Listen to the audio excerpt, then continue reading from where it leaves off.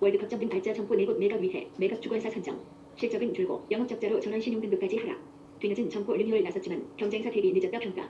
나이사의 서울 루시스 이지영 기자 홈플러스의 최대 주주인 사모펀드 MBK 파트너스가 홈플러스 부산 해운대점에 이어 또 다시 대대적인 홈플러스 점포 매각에 나설 수 있다는 관측이 나온다.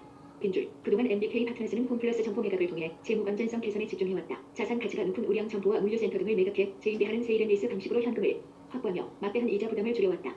빈줄, 하지만 일각에선 홈플러스가 영업이익이 아닌 자산 매각으로 현금을 확보해 재무 건전성을 개선하려는 것은 MBK 파트너스의 투자금 환수 목적일 뿐 근본적인 재무 구조 개선 해법은 아니라고 지적한다. 빈줄, 남아있는 3천억 4천억 원대 우량 점포도 대부분 매각할 듯.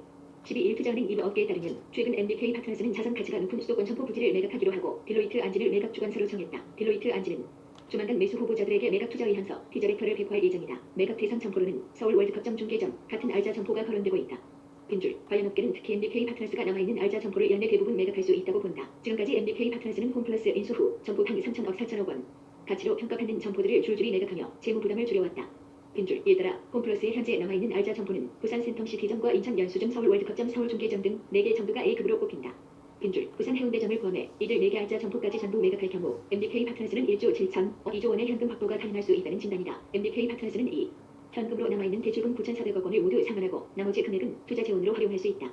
빈줄, 유통업계 한 관계자는 홈플러스는 수년 전부터 자산 매각으로 부실 점포를 정리하며 강도 높은 구조 조정을 해왔다며 140개 점포 중 자산 가치가 높은 67개 점포는 모두 매각해 사실상 알짜 점포들은 거의 현금화했다고 보면 된다고 밝혔다.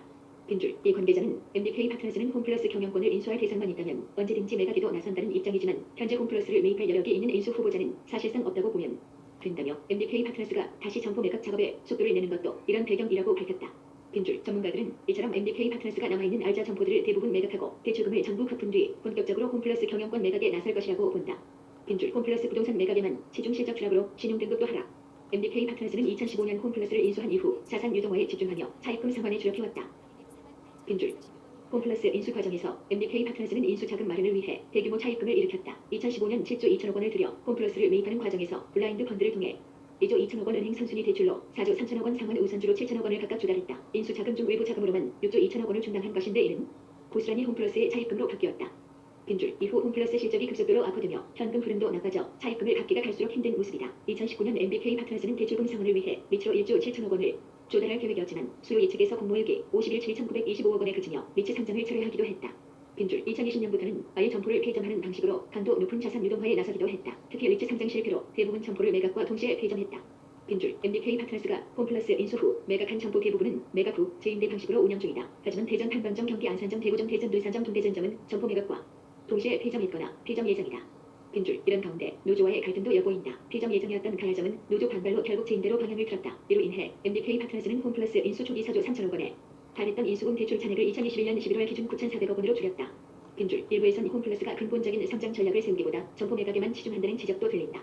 빈줄, 김영준 홈플러스 노조 교육선전국장은 사측이 알짜 매장을 매각한 후 폐점시키며 자산 가치를 훼손하고 있다며 계속되는 점포 매각은 임대료 부담을 키우고 실적을 악화시켜 직원들을 더 불안하게 만들고 있다고 밝혔다. 빈줄, 홈플러스 본질적인 영업력은 계속 하락 영업 적자로 전환돼 실제 홈플러스 매출은 2019년 회계연도에 7조 3,002억 원으로 정점을 찍은 뒤 2020년 6조 9,662억 원, 2021년 6조 4,807억 원으로 계속 감소세다. 같은 기간 영업이익도 2019년 회계연도 당시 1,600억 원에서 2020년 933억 원으로 줄더니 지난해에는 1,335억 원의 영업손실을 내며 적자로 돌아섰다.